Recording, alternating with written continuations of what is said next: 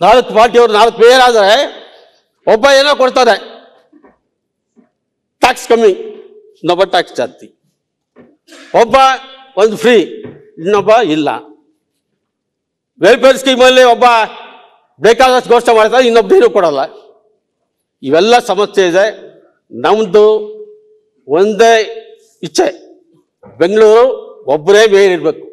Okay, ಒಂದು ವೇಳೆ ಅಂತಾರಾಷ್ಟ್ರೀಯದವ್ರು ಯಾರಾದ್ರೂ ಬೆಂಗಳೂರಿಗೆ ಬಂದರು, ಯಾರು ಹೋಗಿ ರಿಸೀವ್ ಮಾಡಬೇಕು? ಪದ್ಧತಿ ಇರೋದು ಬೆಂಗಳೂರಿನ ಪ್ರಥಮ ಪ್ರಜೆ ಮೇಯರ್ ಹೋಗಿ ರಿಸೀವ್ ಮಾಡಬೇಕು. ಇವತ್ತು ಯಾರು ಹೋಗ್ತಾರೆ? East mayor, west mayor, central mayor, north mayor, south mayor ಅಂತ ಆದ್ರೆ ಯಾರು ಹೋಗ್ತಾನೆ ರಿಸೀವ್ ಮಾಡಕ್ಕೆ? ಬೆಂಗಳೂರು ಗೌರವ ಏನು?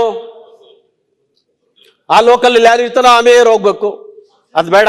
ನಾನು ನಿಮ್ಮಲ್ಲಿ ಮನವಿ ಮಾಡ್ತೀನಿ, ನಿಮ್ಮ ವಿಷನ್ ಚೆನ್ನಾಗಿದೆ, ನಿಮ್ಮ ದೃಷ್ಟಿ ಚೆನ್ನಾಗಿದೆ, ನಿಮಗೆ ತಾಕತ್ತಿದೆ.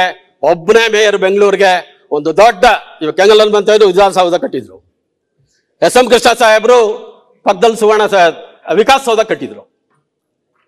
ಆ ರೀತಿ ನೀವು ಒಂದು ಗ್ರೇಟರ್ ಬೆಂಗಳೂರು ಭವನ ದೊಡ್ಡದು ವಿಧಾನಸೌಧ ತರ ಕಟ್ಟಿ ಇಡೀ ಅಂತಾರಾಷ್ಟ್ರೀಯ ಮಟ್ಟದಲ್ಲಿ ಯಾರಾದ್ರೂ ಬಂದ್ರೆ ಬೆಂಗಳೂರಿಗೆ, ಇಂಥವ್ರ ಕಾಲದಲ್ಲಿ ನಾಡಪ್ರಭು ಕೆಂಪೇಗೌಡರು ಬೆಂಗಳೂರನ್ನ ಕಟ್ಟಿದ್ರು, ಇನ್ನೊಬ್ಬ ಕೆಂಪೇಗೌಡರ ಮಗ ಬೆಂಗಳೂರಲ್ಲಿ ಇದ್ರು DK ಶಿವಕುಮಾರ್ ಅವರು ಅಂತ, ಅವ್ರು ಈ ಭವನನ ಕಟ್ಟಿದ್ರು ಅಂತ ನೋಡ್ಬೇಕು ಅಂತ ನಮ್ಮ ಆಸೆ. ಸರಿ, ನಮ್ಗೆ ಆಸೆ ಇದೆ. ರಾಮಮೂರ್ತಿ, ನೀವು ರಾಜ್ಯದ ತುಂಬಾ ಹೋರಾಟ ಮಾಡಿ ಸರ್ಕಾರ ತಂದಾಗ ನಾವು ಮೊದಲನೇ ಚೇರಲ್ಲಿ ಕೂತ್ಕೊಬಹುದು ಅಂತ ನಿರೀಕ್ಷೆ ಮಾಡಿದ್ವಿ.